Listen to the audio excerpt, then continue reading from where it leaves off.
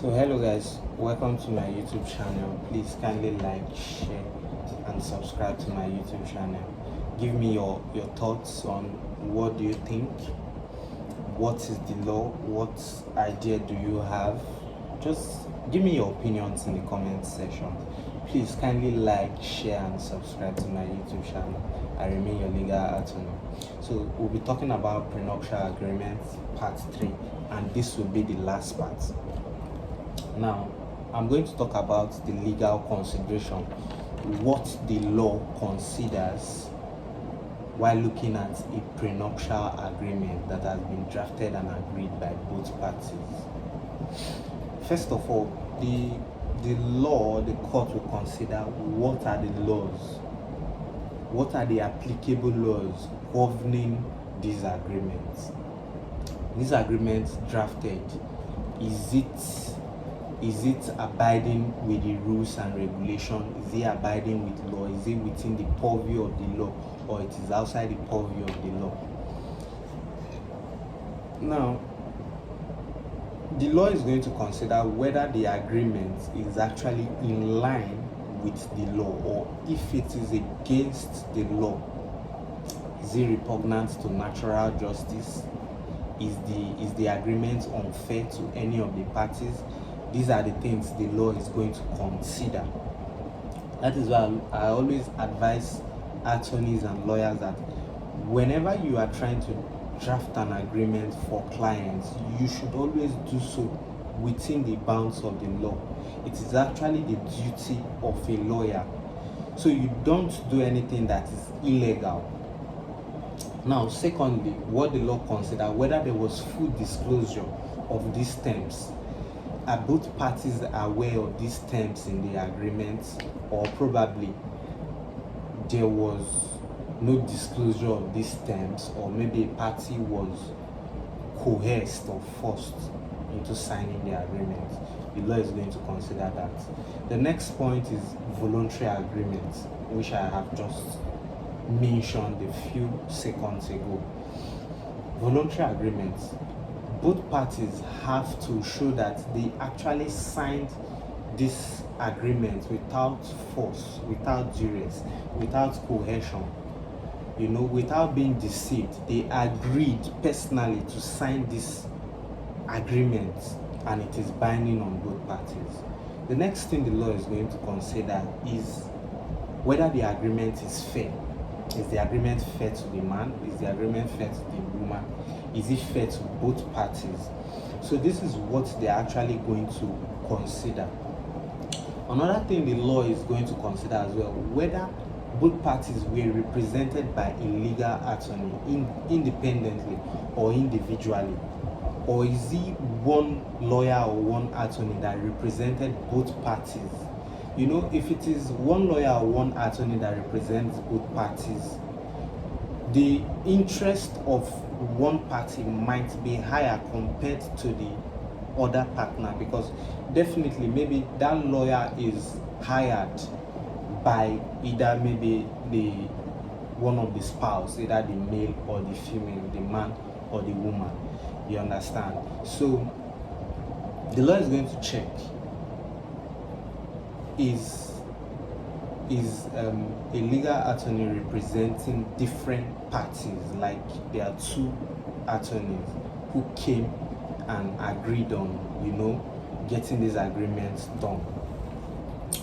Now I'm going to talk about the means of creating a prenuptial agreement, known as prenup agreement.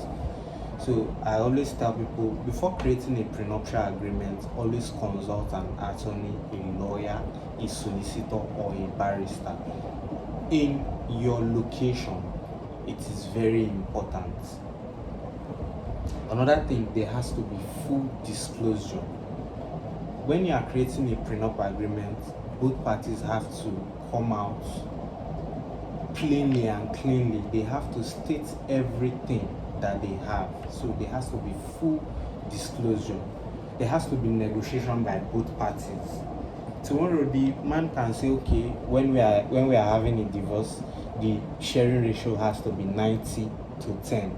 I as a man, I will take 90, you as the woman, you take 10%. So there has to be a negotiation between both parties. Oh no, this sharing formula or ratio is unfair to this other party, so okay, let's do it this way: 70-30, 60-40. Okay, since you are with my kids, we are going to do it 55-45. Depending on both parties, they have to negotiate and agree. The drafting of this prenup agreement is done strictly by a legal attorney, a lawyer, a barrister, a solicitor. So it does not have to be drafted by anybody. Maybe you just, or you as a spouse, you decide to draft it yourself. It is not going to be legal, and it won't carry any legal enforcement. It won't be enforceable on both parties. Now, both parties have to review and sign. Why do I say review? Each party has to, read through the documents, the terms agreed before they sign. So there is no deception or force, in signing that document. Now, we are talking about enforceability. How is a prenup agreement enforceable? What the law will consider before it is going to enforce such agreement. First of all, the agreement has to be written down. It has to be in writing.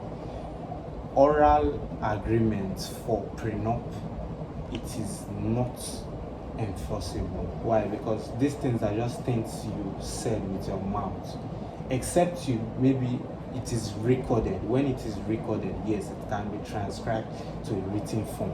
So that is only when it is going to be enforceable. It has to be signed by both parties. Both parties have to sign the agreement with at least a witness signature who is witnessing that they both signed without force, affixed on that document. There has to be full disclosure. Like I said, both parties must disclose all properties and everything. They have to be honest with their disclosure. Then the agreement has to be fair and reasonable. One party does not have to be cheated in such an agreement. Then there should be no duress or coercion while signing that document. It has to be a free will signature.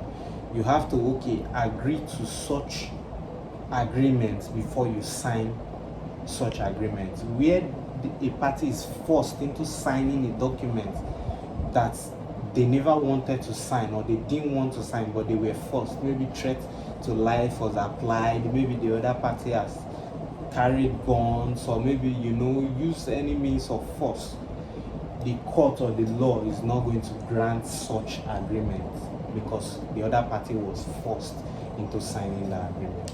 So this will be the end of prenup agreements. Tell me what are your thoughts in the comment section.